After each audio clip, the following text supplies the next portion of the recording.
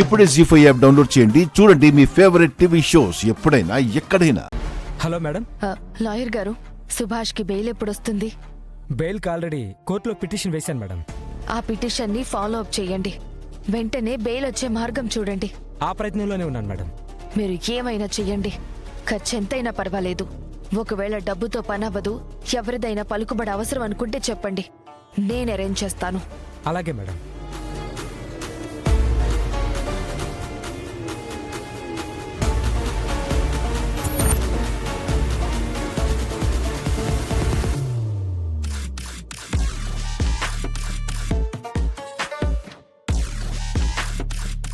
నేను మాట్లాడిందంతా వినేశాడా?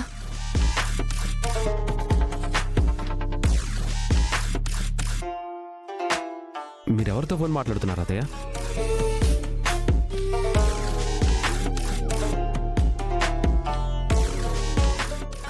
తెలిసిన వాళ్ళతో మాట్లాడుతున్నాను. అతయ్య, మీరు ఎందుకు అలా ఉన్నారు?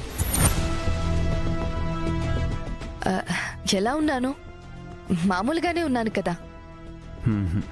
లేదతయ్య, నీలో టెన్షన్ భయం నాకు తెలుస్తుంది.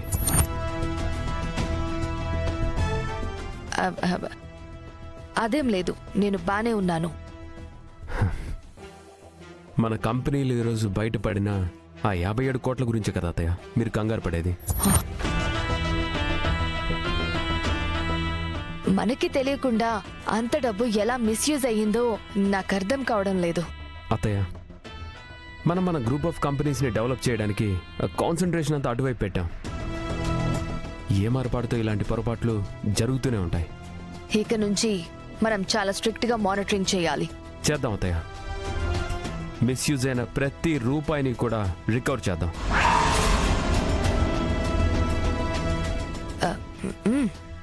చెయ్యాలి. అది మనం కష్టపడిన డబ్బు. అవునతయ్య, యాక్చువల్లీ చెప్పాలంటే నాకన్నా ఎక్కువ బిజినెస్ నిలబెట్టడానికి మీరే కష్టపడ్డారు అతయ్య. మీరు కష్టపడి సంపాదించిన ప్రతి రూపాయిని లెక్కగట్టి నేను వెనక్కి తీసుకొస్తాను.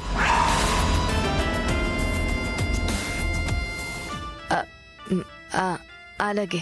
సరే అతయ్య, ఇంక ఈ విషయం గురించి మీరు ఎక్కువ ఆలోచించకుండా వెళ్ళి పడుకోండి.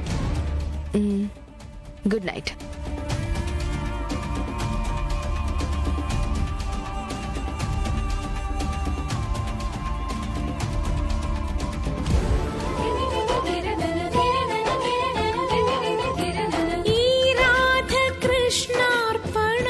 ఒకడు చేసిన మోసం వల్ల మన మధ్య బంధం ఏర్పడిందే కానీ ఆ బంధానికి కారణం మన ఇష్టం లేకుండా ఏ బంధం బలపడదు.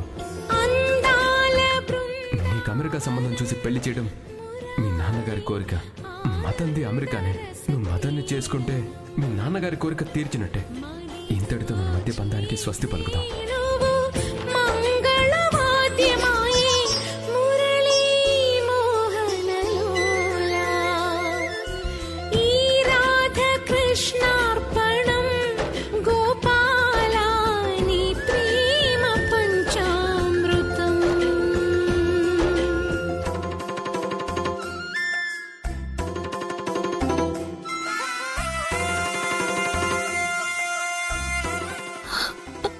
నా మంగళసూత్రం భారమైనా నేను మోస్తాను.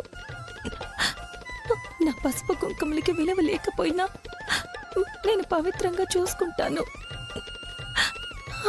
నా పక్కన ఈ తాళి కట్టిన భర్త లేకపోయినా ఒంటరిగా నా భర్తని ఆరాధిస్తూ బ్రతికేస్తాను.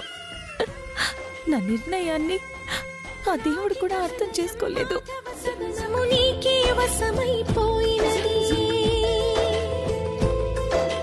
కృష్ణుని హృదయము రాధా భరితము తానే వివసైపోయినది.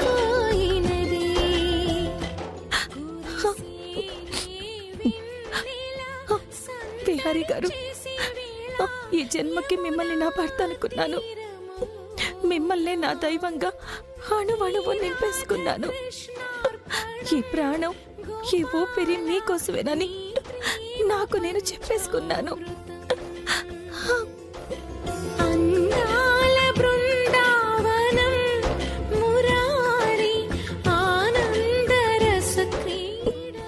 అలాంటిది నా నుంచి మిమ్మల్ని దూరం చేసి ఈ తాళిని నా గుండె మీద నుంచి తీసేస్తానంటే దానికంటే నా ప్రాణం ప్రాణం తీసేసినా బాగుంటుంది కదా.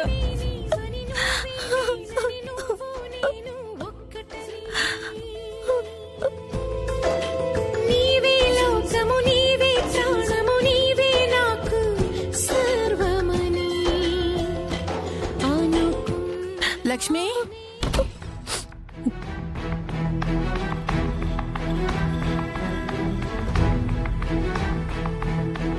ఏంటమ్మా ఇంత రాత్రైనా పడుకోలేదా? నిద్ర రావట్లేదమ్మా. ఏంటమ్మా అలా ఉన్నావు? నీ కంగారు నాకు అర్థమైంది. రేపు నీ పెళ్లి ఎలా జరుగుతుందో ఏంటోనని టెన్షన్గా ఉందా? నువ్వేం భయపడకు.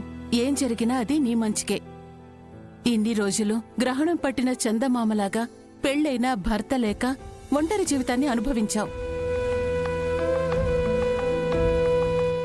రేపటి నుంచి ఆ గ్రహణం వీడి అందమైన జీవితం, ఆనందంగా చూసుకునే భర్తతో ఈ భవిష్యత్తంతా వెన్నెలమయంగా మారిపోతుంది. ఇంకా నీకు కష్టం, కన్నీళ్లు అనేవి ఆమడ దూరంలో ఉంటాయి. సరే, త్వరగా పడుకో. రేపు తొందరగా లేవాలి కదా.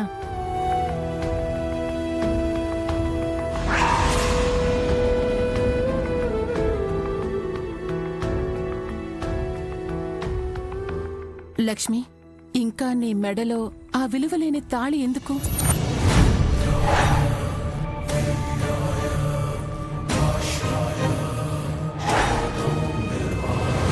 ఆ మంగళసూత్రం నీ మెడలో కట్టిన వాడి గుర్తు.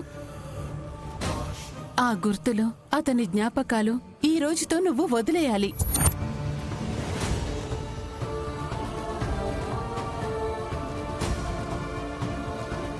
నేను చెప్పింది నీకు చాలా బాధగా అనిపించచ్చు, కానీ రేపటి నీ భవిష్యత్తు బాగుండాలి అంటే నిన్నటి గతాన్ని నీలో నుంచి తుడిచివేయాలి. ఒక ఆడదానిగా ఇలా చెప్పడం కరెక్ట్ కాదేమో, కానీ నీ శ్రేయోభిలాషిగా చెప్తున్నాను. ఆ తాళి తీసేయమ్మా. రేపు అది ఎవరి కంట్లోనైనా పడితే లేనిపోని గొడవలవుతాయి. అర్థం చేసుకో అమ్మా. సరే అమ్మా, నువ్వు పడుకో. రేపటికి చేయాల్సిన పనులు చాలానే ఉన్నాయి. నేను వెళ్తాను.